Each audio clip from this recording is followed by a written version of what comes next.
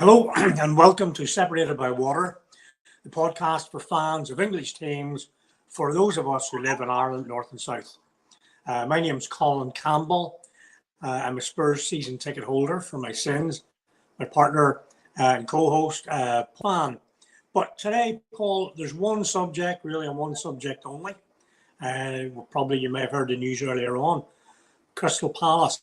Paul, take us away. Yep. First of all, Crystal Palace, congratulations on surprisingly winning the Charity Shield yesterday.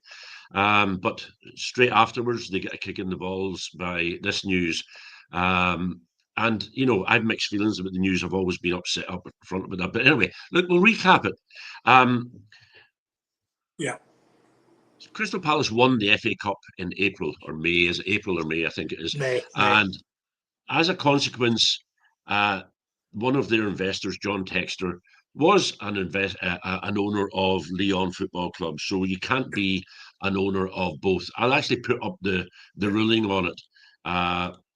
It says, multi-ownership rule, no individual or legal entity may have control or decisive influence over more than one club competing in the European competition. What does that mean? It means that if he has any part in the running of the club, well, he invested 100 million in the club. So that has to be decisive. That has to, as far in my opinion, that has to be decisive control. If you've invested 100 million in a club, you must have some sort of a role of in that. Anyway, as a consequence, they were demoted out of the Europa League, and Forest were skipped up. Then they appealed it, and their appeal was held. And I will say, in UEFA's defence, they were right to hold back the decision till today because it could have affected their how they played yesterday in the final, the Charity Shield, and they went out and played their hearts out and won it. But anyway, CAS, the Court of Arbitration for Sport, today officially rejected their appeal, and they decided that Textor had a decisive influence in both Lyon and Palace. The question is, why Palace, not Lyon? The club that is determined to have the higher ranking in the competition remains in it, and Lyon were higher ranking in the competition. So they're gone. This means that Forest move up. We'll go into the finances in a wee minute or two. But what does it mean? It means that they'll be demoted down into the Conference League. They'll lose a lot of money. The status of the club. Even today, already, it's been talked about that Marinakis held back. You love Marinakis. You love talking about him. It's been talked that he is held back on making final decisions about players. James McAtee is, I think, is agreed personal terms today with Nottingham Forest. There's a wee guy from Ipswich, but we'll come to that. Emphasis to resolve the situation. We, on the 30th of April, Nottingham Forest put in because we thought we were going to the Champions League. People laugh. We didn't end up in the Champions League, and they're quite right, we didn't. But in anticipation, Marinakis took his shares and invested in a blind trust. And as a consequence, we were not in breach of them rules. So why did they not do that? I don't know. I've rattled on now for 4 minutes, Colin. Where do you find where do you stand on these rules? How do you feel about the rules about multi-ownership affecting after players playing their heart out and winning the game and the players winning the game? Yeah, I think, Paul, it's important. You know, there's a cause and effect here to do with Forest, and obviously you less so. You know, people say, right, there are consequentialists in life and non-consequentialists, okay? And what that means is that people say, oh, well, all's well that ends well. So you broke the speed limit or whatever it might be, but nobody was killed, so let's leave it. Or people say, no, you broke the rules, you know. And who's right, who's right, I don't know. Probably when the rules are set, the rules were there. I feel very, very sorry for Palace. I feel sorry for their players, particularly the ones who got them. The fans are wonderful. I've seen Palace a couple of times, and you know, Wembley, one Sunday morning at 12 p.m., 12 midday, my God, Sunday, you know, and they were giving it the message. at Wembley. Spurs won 1-0, a Son goal, blah, blah, blah. But they sang, and they were great. And I really was happy that I thought they were going to get into the Europa League. Now, the rules are the rules, and they were not applied, so therefore, fine. That's it. I think that's everything else. The benefit to Forest, hard luck on the players, hard luck on the fans, has to be set aside. Their emotional things are how we feel about it. That's how I feel. I feel very sad about it. But the reality is, if the rules are broken, and rules should be adhered to, as long as they can make sure that this is applied across the board, and that every other team, big teams, not the elite teams, one of your other favourite hobby horses is Man City, comes across the board. Or is it easy to pick on a Crystal Palace? However, to conclude, my point is, for all that I feel sympathy for the fans, the players, even the board and the management, the rules are the rules, and that's that. Now, I think it may be a blessing in disguise for Palace, who will be excited by Europe for the first time, be it Conference League rather than Europa League. And they could well go on and win next season. I hope they do. I really do. Hope they do that. But I think if this was the rule and the penalty, and that was clear for everyone in advance, they should be applied and adhered to. Yeah, that's really that. Yeah, I agree. I agree with almost everything you said there. The only thing I don't agree. I don't feel sorry for the board. I don't feel sorry for Steve Parish. At the end of the day, Steve Parish was happy to take 100 million of John Textor's money, stick it in his hip pocket, and use it to develop the club or whatever he done with the money. I have no idea what he done with it. John Textor admitted, as I said last time we were talking about this, he admitted in an interview that the minute he seen that cup being lifted, he never anticipated they would go to Wembley and beat Man City in an FA Cup final. But at the end of the day, it's Steve Parish's job. And when he came out of that hearing on Friday, his face said it all. He looked as if he was a beaten man. I think he knew. He put a brave face on it so that they could go out and play well in the Charity Shield yesterday. And thank goodness they did. And what fair play to him for winning it. I agree with you. The fantastic fans. I was at Selhurst Park last year, in the Forest game, and they were singing their hearts out. Not sure I agree with the ultra situation and all that banging a drum all the time, but that's personal thing. We've quite a few guys listening to us or watching us now at the minute in the comment section. Please, if you're Crystal Palace, if you're Forest, throw in your comments and we'll talk about them. What does it mean, Colin? It means that Crystal Palace are down straight away between 3 and 5 million. That's before performance bonuses. Then you've got to go to the match day and broadcasting income, and potentially 10 million. And then if they progress, it just starts to accumulate and get more and more and more. We're getting it in the neck. Nottingham Forest fans, Nottingham Forest, Marinakis are getting it in the neck. If any person owned a business and they could see a legitimate way of injecting 5 million quid more into that company by writing one letter, I'm damn sure they're going to do it. And that's what Marinakis did. Marinakis didn't tell on them. He didn't snitch on them. Marinakis stood up for his club and said, this is the situation. I hope you're going to deal with it properly because we're watching you. As I said, the precedent had already been set by Drogheda, and Drogheda were put out the competition for exactly the same consequences, exactly the same rules. It's I agree with you. I believe Forest could have went on and won the Conference League. I believe it can. Can we go on and win the Europa League? I'm not sure we're ready for it, but we'll give it a hell of a go. And it is a bigger status, and it's nicer places for me to go and watch Forest in Europe. I don't know. I think that I would love to hear the comments of some of the people in the comment section. Just throw a comment and we'll chat about it. But yeah, it's a done deal now. Okay, let me ask you then. You were quick to defend big Demis Roussos there, Marinakis. He'll come and get you, boy. And he wasn't slap you around the head with a kebab. He wasn't attacked him at that stage. So you are pleased.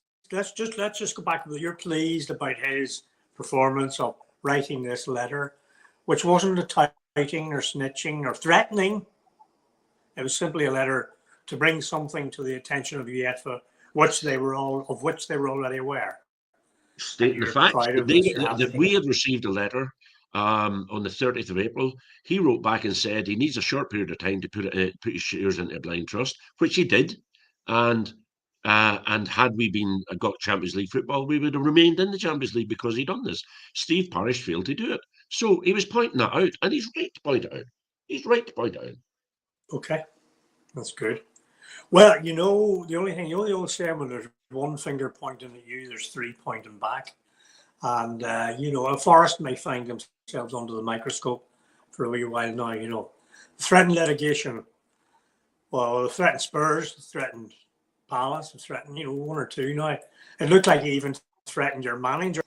So, we'll watch this with interest. But when did he threaten our manager? Sure, he was on the pitch. God, yeah, but sure, that's okay. He owns the pitch. He's all right. He's entitled to go on his own pitch.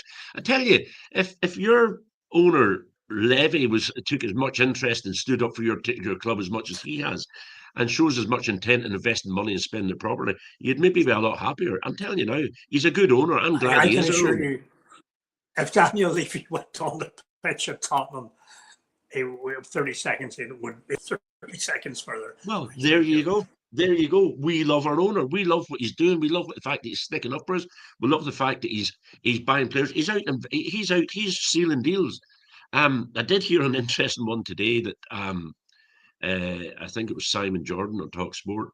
It was about the Morgan Gibbs White one, and he said that he apparently he went to Gibbs White and went, "You're not leaving here under any circumstances. Are you leaving here?"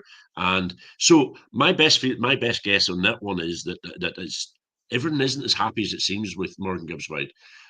Maybe he did want to go, but maybe there's been a gentleman's agreement that they changed the release clause. He does another season with us and he goes. Who knows? This is all speculation. This is me just speculating. But I don't think things were or are as nice as they seem to be. I did think it was a very strange interview with just him and Marinakis on the pitch. It seemed very strained. But anyway, it is what it is. And we are where we are. It sounded like an interview where one party had gone to the other parties and said, "Aren't you happy?" I'm so happy. Don't pull the trigger. I'm so happy. It was a strange one. It was a strange one. I bet anyway, what's happened is Marinakis has said to him, I will give you the transfer, but not to Spurs. Wait until Man City or Liverpool come for you, or somebody, or Real Madrid or some pie in the sky thing, But whatever, we'll discuss that. The big winner was MGW himself and his agent, who have got a lot more money for doing nothing. He hasn't done anything. So that's that. Per Palace, is my opinion. But rules is rules. Yeah, I think that it's a sad day for football, and it's a hollow victory for us being promoted. But we'll make more money. We'll probably, and I do think we will make. I think this week you'll see some interesting signings leading up to the start of the season. As I say, James McAtee has agreed personal terms. Apparently, Omari Hutchison from Ipswich is in talks with us as well. Right. And there's a couple others. I saw some activity in yours, Spurs today. Have you signed some players today? Have you, or do you know anything about it? I know you were on the golf course. You don't listen to it until it happens, do you? No. No. It's talking about Savigna from Man City. Man City don't want to sell, which means they want to sell. Spurs want to buy, which probably means they don't want to buy. I don't know. I said to you in our last podcast, I would like somebody from Spurs strategy. The transfer strategy, because I don't see one. I'm an intelligent enough boy, and I can listen to what people try to tell me. I've watched how Forest are going about it, Liverpool, everyone else, God damn it, apart from ourselves. And our chairman had said that he wants to win the Champions League and the Premier League and God knows what else. But that's like saying I want to win the lottery, but I'm not buying a ticket. It's pathetic. Yeah.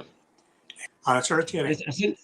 I think just going back to yesterday's game, I've gone away from transfer, I'm jumping all over the place here, but going back to yesterday's game, this last week when I was over at the wedding, there was among a lot of guys. We love talking football, and we were just saying who's going to win the league. We'll do our predictions with all our contributors, by the way.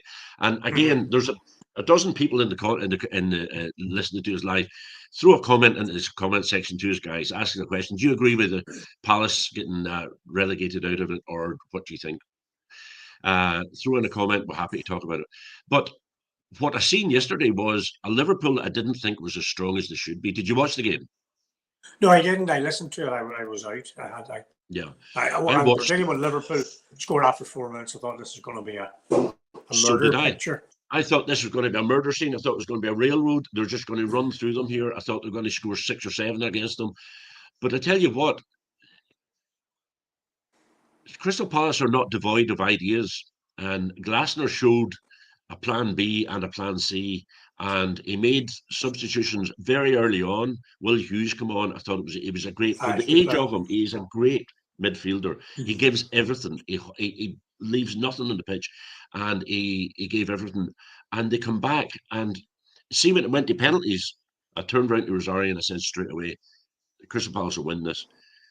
Because Henderson's very good at name situations. He psychs himself up into it, and he's very good. He's good at saving penalties.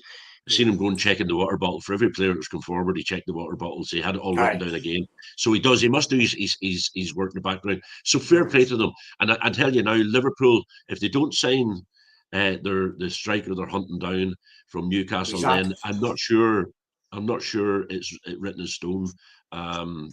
That they'll do it, I don't know. Yeah, well, here's hoping. Well, I don't know.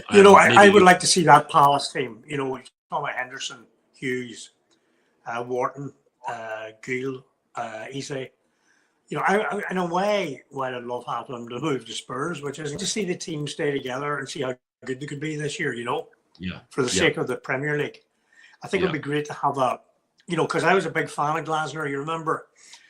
At the start of last season, when there were 3 points from 8 games, and I went on board to say on record that I supported him, wanted him to stay, and he would get it right, and he did. And I think he will keep getting it right, unless he keeps being asset stripped and he, loses heart. But if that Palace team could stay together for another season, I would like, and it would be good to keep that group of teams in the Premiership, the Brightons. And God knows what happens. Brighton, Brentford, Palace, Fulham, West Ham, I suppose. How they categorise themselves.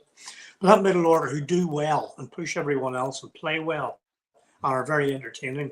The Premier League needs that, Yeah, but you'd have to get the chance to do it. You'd have to acknowledge that if a manager's sacked by one of the top 6, which is perfectly possible at any stage of the season, that could happen.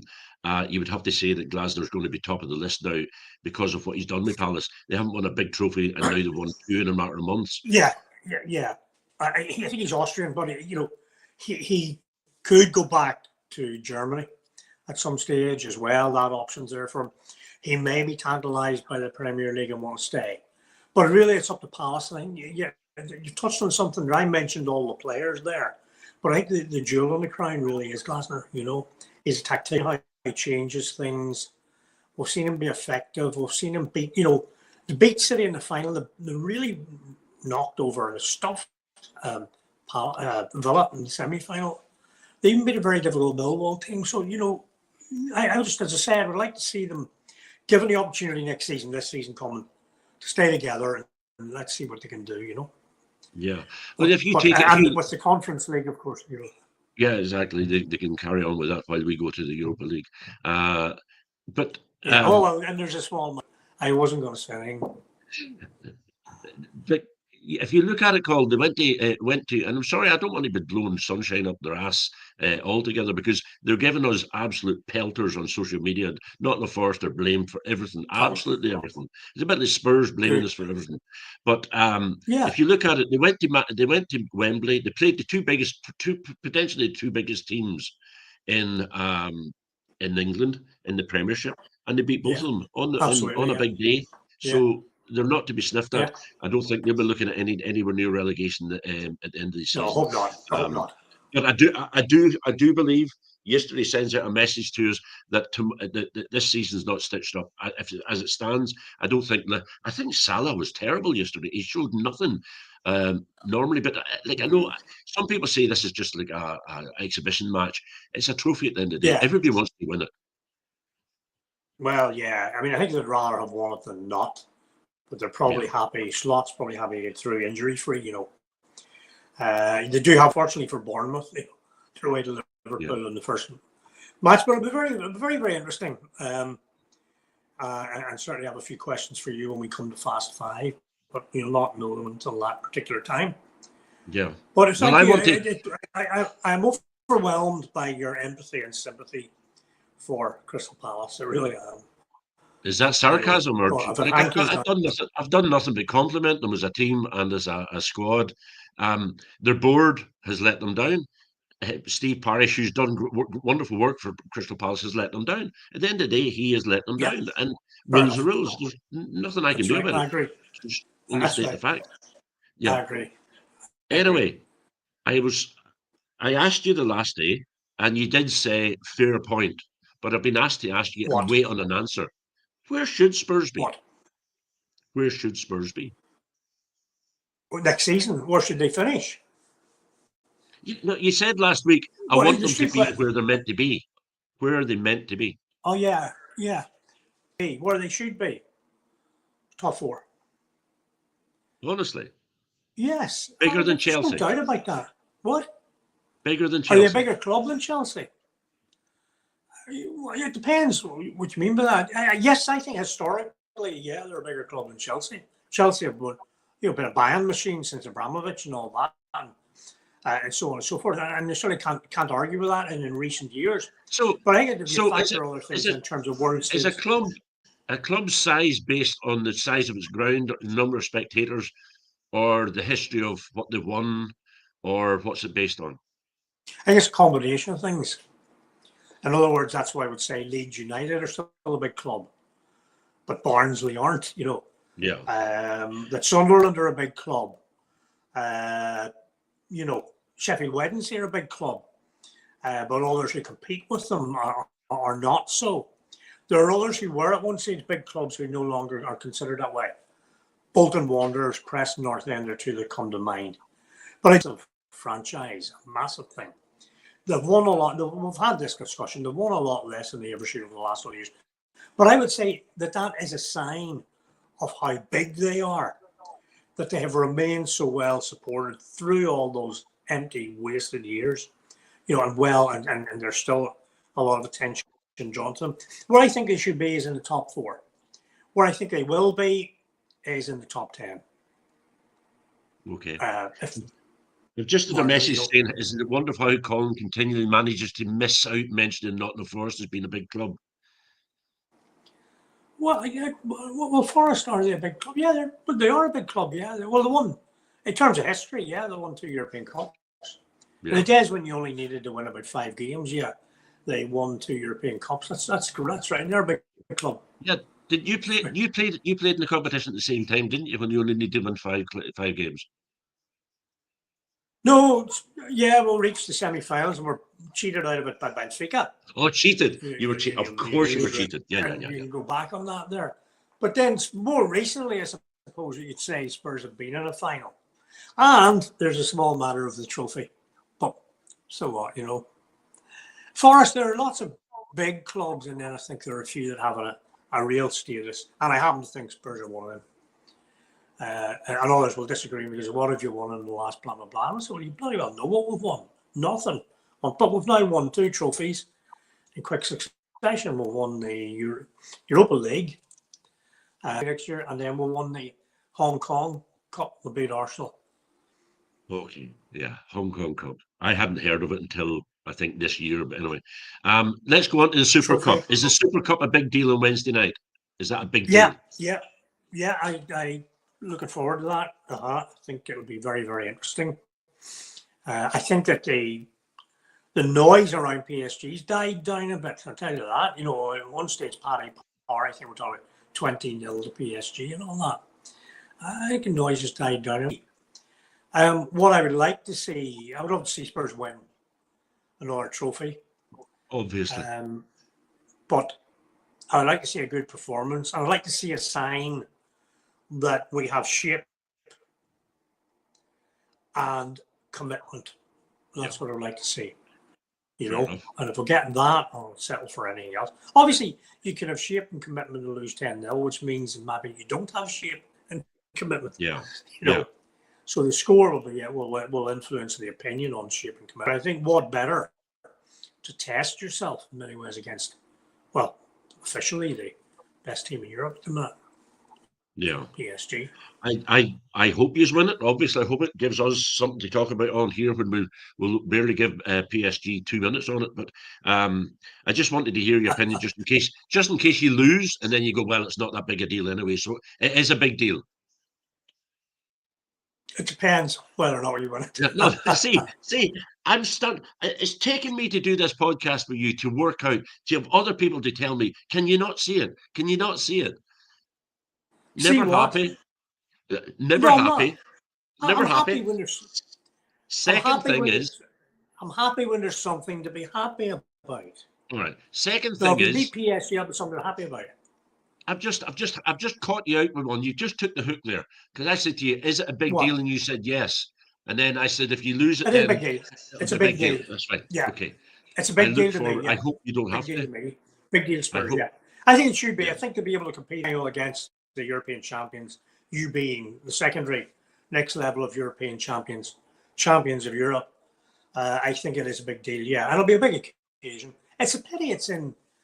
No offense to Udinese's ground, but you know, it's virtually impossible to get to. Where is it? Sorry, where's it been played? It's the team Udinese. It's Udine, I think how it's pronounced. The side in northern Italy. You just don't get to it from Belfast or Dublin, even, you know. So I looked at it and thought, if I had with the season coming up, you know, had it been in Monaco or somewhere, you know, like that, it would have been a lot easier to get to. But I haven't said all that. I think it'll be hopefully a big occasion. Hopefully it'll be played in the right spirit. And I think it's a big deal to Tottenham. These are the kinds of things Spurs need to be in to justify their status, you know. Agree. So that's okay. That. Putting your hotspot. Okay. Prediction score. Will it be won in 90 minutes? Will it be extra time? Will it be won in penalties? Who will win it? Well, I'm going to hard-nosed prediction. PSG will win 3-2. Right. Okay. And I'm not cheering for that. Yeah, that's after Chelsea beating PSG, you think? Oh, well, I think that was just, I think PSG played themselves out, you know. And Chelsea are the kind of team who always want to win these things. And fair play to them for doing it. I did predict they would win at the time. But you have to sort of say, well, to PSG, which means we're going to get 2 goals and keep them down to 3, which is pretty good. Or my heart-rooting head prediction is that we win 3-2. Okay, so you reckon there'll be loads of goals? I think where PSG is concerned, there always is going to be goals. And when I've watched them this year, they're being a machine, and it'll make for a good, nice viewing. So it will. All right, Colin. Thanks very much. Hopefully, for that. I mean, I just want anything to lose, so I hope they do. Sorry, I just said neither team's anything to lose, really. So I hope they do go out and have a go. But I want to see from Spurs shape and commitment. And I kind of appraise that later on. Yeah. I just want to say before we go, Crystal Palace fans, don't blame us.